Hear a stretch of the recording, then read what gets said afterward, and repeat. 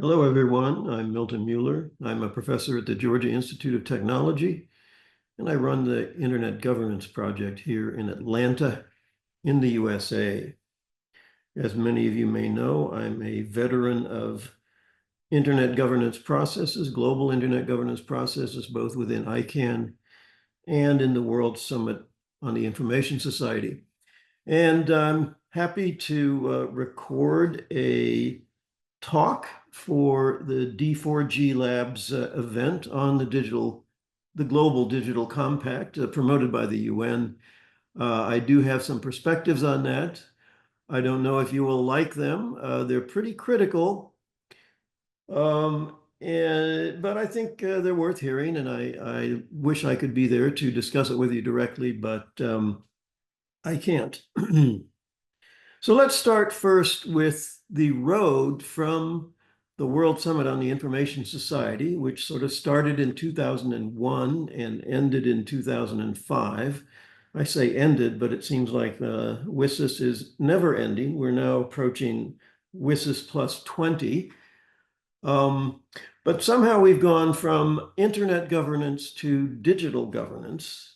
And I think, in fact, that is a correct form of evolution because as we've learned in the last 20 years, the internet is really part of a broader digital transformation. And internet governance cannot really be separated from data governance, software governance, and the governance of digital devices, such as semiconductors. All of these now are part of a broader digital political economy, and isolating internet and talking about governance at the global level for just the internet is a little bit arbitrary. Now, in the World Summit, we learned, at least I learned firsthand, that there's this huge tension in the United Nations system. All right. So on the one hand, there are people, many of them civil society advocates, some governments, who look upon the UN as a global welfare state. And they think of it as something that is going to deliver benefits and redistribute wealth and lift up the poor and institute international equality through the institutions of the United Nations.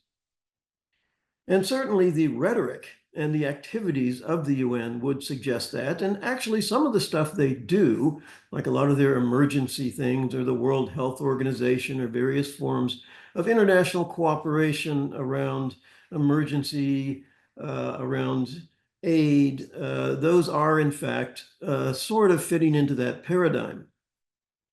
On the other hand, you have to recognize that the United Nations is an institution that was formed as a compact among nation states. That is, it is a way of delegating and sharing power among sovereign nation states that goes back to the end of World War II.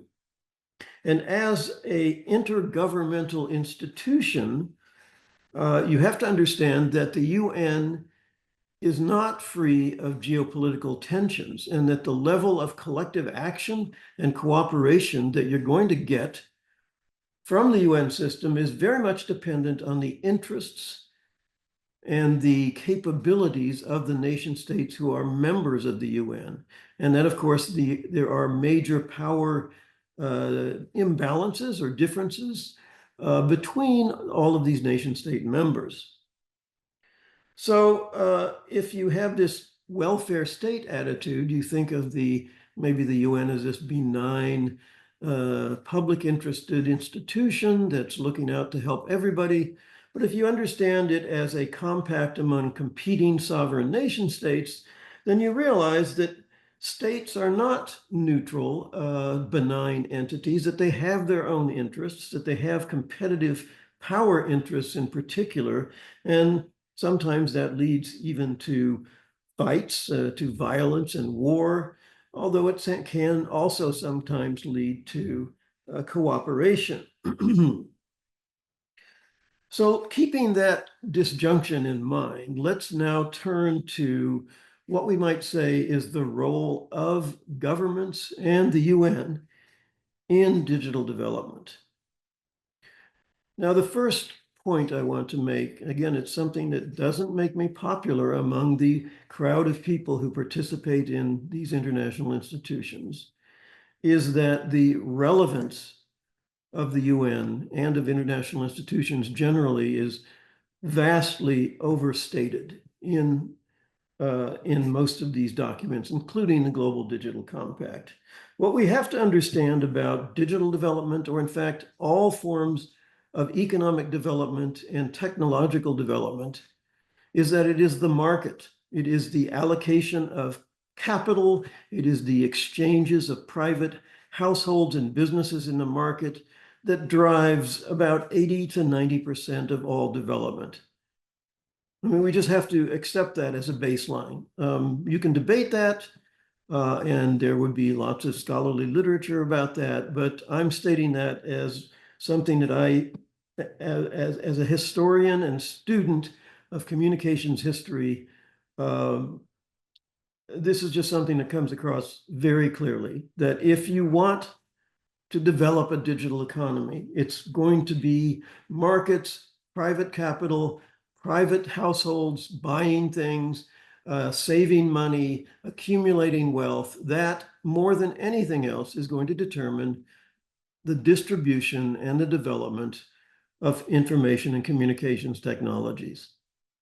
Now, secondarily, the second most important element is, in fact, the national government, which has authoritative power over a national economy and can impose coercive regulations on the people and the businesses within their jurisdiction.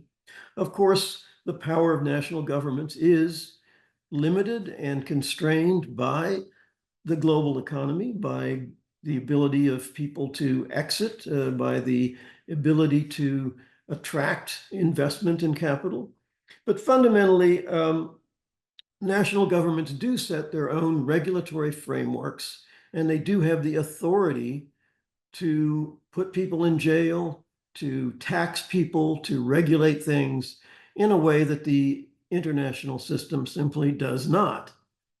And so that brings us to the third most important part of digital development, and that is, in fact, the intergovernmental organizations. They are really, for the most part, entirely dependent upon national governments to implement whatever norms or whatever rules they develop. They are entirely dependent on national governments for their budgets. They get donations from the rich countries, and that may be anything from the United Arab Emirates to the United States, but they're fundamentally dependent on their budget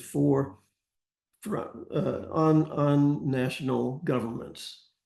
And so we cannot, again, overstate the role of the UN and its Global Digital Compact in digital development when they call for doing things like eliminating all divides. All right, I'm sorry. Insofar as we're going to get greater distribution of wealth in the economy generally, much less in the digital economy, it's going to happen either through growth, autonomous growth within a national economy, or through national programs to redistribute wealth. It's not really going to come from the UN, because the UN does not have the authority to tax and to redistribute wealth.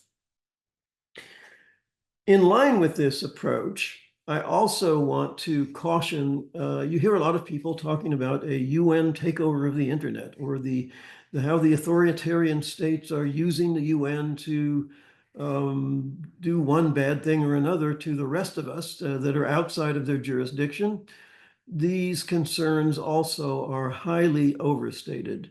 You cannot come up with really a single example in which a UN decision has had a major impact on the freedoms or the lack of freedoms of internet or digital citizens in other parts of the world, right? You could, it's just, again, whatever the UN does, whatever it implements is entirely dependent on national governments and what they do, as well as constrained by market forces and the ability of consumers and businesses to avoid sanctions, avoid regulations. So, I mentioned earlier that governments are, in fact, self-interested actors. They are not these benign, angelic entities that are just looking out for the public interest. They do have their own interests. And part of what's going on with the Global Digital Compact is simply that the United Nations bureaucracy, notably the Tech Envoy's office in New York, is trying to maintain and promote the relevance of the United Nations, which in some ways is perfectly natural. I mean, we're all giving them money. We're paying people to work there. They need to do something to justify their existence. And what they do time and again over the decades is they jump on some newly developing issue. 20 years ago, it was internet governance. Now it's AI and the digital economy. And they say, hey, we're here. We really want to lead the world in taking the digital economy in a good direction. Whether they have the ability to do that or not is a separate question, but they certainly would like to position themselves as leaders in this space. So they have an interest in perpetuating their own relevance and their own funding. And we have to be aware of that. Take what they do with that little grain of salt in mind. So moving on to that, you need to look at the Global Digital Compact really as a list of norms and nothing more. It is a bunch of governments and negotiators and the bureaucracy getting together and saying, from the bureaucracy standpoint, how can we position ourselves to be leaders and to justify our existence and to perpetuate our funding? And for the standpoint of the national government diplomats who are negotiating these things, it's all about their own sort of interests in articulating certain norms that will justify their policies and their actions. So I have to say, as cynical as I might sound about intergovernmental processes, there actually is some value in this aspect of the United Nations. Particularly when you look at something like the Internet Governance Forum, which breaks out of the mold of purely state-to-state dialogue and negotiations and includes potentially everybody. There's a great deal of value in having a forum where people can talk about things and exchange ideas and exchange information and look at different kinds of best practices. And as long as this dialogue is unconstrained by the idea that this is going to be a law, that I'm going to be imposing something on you, we're just purely talking together and figuring out, what's the best thing to do. I think this has a lot of value. And I think this is one thing that the UN can do, can host almost better than anybody else. Now, I say almost because, in fact, there are lots and lots of forums for the discussion of digital issues that are outside of the UN and don't need to be part of the UN. And I'm not just talking about ICANN, which is narrowly focused on a set of governance issues related to the internet registries, the name and address registries, but academic conferences, other intergovernmental organizations like the OECD, even the BRICS forums, those are bringing together people, mostly governments. But there's lots and lots of different ways in which people can get together and try to have exchanges of ideas and try to coalesce around certain norms. Now, the good thing about the Global Digital Compact is that these norms get written down and they get negotiated. And so you can see where people stand on these issues. The problem with negotiating norms in this way is that norms are very, very easy to say wonderful things, right? Everybody should have digital technology. Everybody should be rich. Everybody should be safe. Women and men should be equal. There should be no inequality in the world. That's very easy to say, but how do you do it? And is the United Nations in any position to do this? What do you think? So with that in mind, let me just now go through some of the objectives, which I would call norms, that have been advanced in the Global Digital Compact and make some brief comments about them. So the first one is, objective one is, let's eliminate all divides, close all the digital divides, and accelerate progress across the Sustainable Development Goals. Well, number one, you are never going to close all digital divides. There are always going to be differences. And actually, the more rapid the development of any economy, whether digital or not, is going to probably increase the dispersion of different groups. Now, ideally, it's a rising tide that lifts everybody, but the idea that we will all be at the same level, will all be equal in terms of wealth and capability, that just isn't ever going to happen. And actually, we probably don't want it to happen because these differences among people often facilitate divisions of labor and specialization that actually contribute to development. For example, somebody who's really good at accumulating capital and investing it, you don't necessarily want you will need some concentrations of capital in order to be effective at investing it. Now, by inequality, I don't mean, oppressive inequality where some people are forcibly held down and their opportunities are denied. I simply mean that if you have a free and open economic development, you are not going to get equality, you are going to get a greater dispersion in the economic status of the population. And the only way to get around that is to have some kind of centralized wealth redistribution mechanism, which can, in fact, shut down economic development and lead to authoritarian forms of control of people because you're taxing everybody's wealth and in putting it in the hands of a government that may not be very good at redistributing it, that may keep it for itself. And I know that's an unpopular position, but I really think that needs to be said. Now, what about objective 2 in the Global Digital Compact?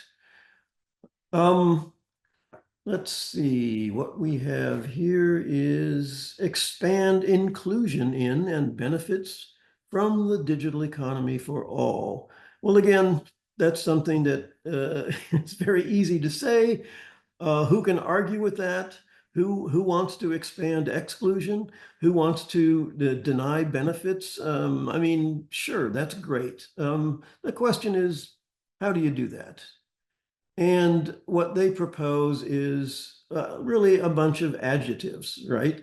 We want to foster an open, fair, inclusive, and non-discriminatory digital environment for all that enables micro, small, and medium-sized enterprises to access and compete in the digital economy. Okay, how? Call on all stakeholders where requested to provide technical assistance to developing countries. Okay, well, there are lots of technical assistance programs out there already. Some people do that, some people don't. The UN has really not in much of a position to enhance that capability. But again, it's nice to have a norm negotiated in which that is made explicit.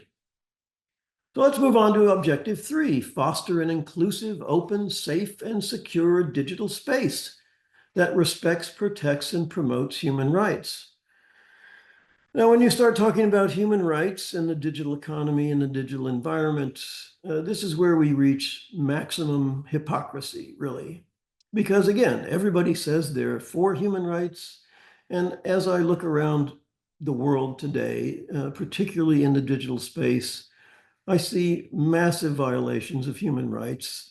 that the United Nations and other states are really not doing anything about and probably cannot do anything about. I mean, just look at what's going on in, the Middle East, where you have, a horrible attack on Israel, followed by a massive and disproportionate response that's killing tens of thousands of people in Gaza. Where are our human rights protectors? Why is that happening? Now, if they can't deliver human rights on something of that magnitude, how are they going to protect human rights in the digital world where all kinds of censorship is taking place, where the Chinese are imprisoning Jimmy Lai for running a critical newspaper and putting him in jail for life simply because he's a political critic of the Chinese government. And we have the United States passing a law to ban a social media application, TikTok, simply because the corporation that owns it started in China and is run by a Chinese entrepreneur. To me, that's an obvious violation of human rights. What is the UN going to do about that? Really, it's, and furthermore, when the UN talks about human rights, they include a gigantic bundle of things that really conflict with each other, right? Like, for example, the right to development. What the heck is the right to development? I mean, you have a right to freedom of expression. If you take actions to express yourself and somebody stops you, you can say, hey, I have a right to freedom of expression. You shouldn't be stopping me from talking. But if you say I have a right to development, all right, what does that mean exactly in the international environment? If it means that one country is exploiting and dominating another country and stopping them from developing, then yeah, that's a violation of the rights, basic human rights of property and free exchange. But I think the development is something that happens once you have an effective market economy and not something that is a right and you can just sit back and say, hey, I'm supposed to develop because I have a right to develop. Again, another unpopular position of mine, but something that needs to be said. Let's go on to objective 4. And we start getting into the more substantive areas of the digital compact. So advance responsible, equitable, and interoperable data governance approaches. Well, that sounds pretty good. We need better privacy and security in our digital economy. We need to govern data in a more effective way. But by the same token, data governance is increasingly happening at the national level in ways that is creating barriers between countries. The United States is instituting, which is, US is supposed to be the most liberal country in the world when it comes to the digital economy. And look at what we're doing over here now. We are erecting tremendous numbers of barriers on applications and on services and on devices because we are afraid that the data that is accumulated or generated by these things will be used by our enemies. And we, the World Trade Organization, the idea of free flow of information, many countries are turning their back on that, including India and the BRICS countries, who are refusing to develop trade agreements on information services that allow for open exchanges of data. So, what do these norms mean in a context in which nation states are carving up the world into competing blocks that are imposing barriers on data flow and on the flow of digital technologies like semiconductors? Well, those are the 4 objectives of the digital compact that I'm covering. I think we all need kind of a strong dose of realism in our approach to the digital compact. I don't think we need to be afraid of a government takeover of the internet unless you're talking about your own national government, which really is a threat. But the idea that these international institutions are going to take over the internet is really an exaggeration of the power. Just as the idea that these international institutions or the global digital compact is going to save the world and make it an equal and wonderful place is a massive exaggeration of its power. We do need to maintain the various forms of multi-stakeholder dialogue and cooperation that are facilitated by the United Nations system. I think those are generally good things as long as we understand the limited role of the UN in the actual evolution of the digital economy. Thanks for listening. I look forward to your comments.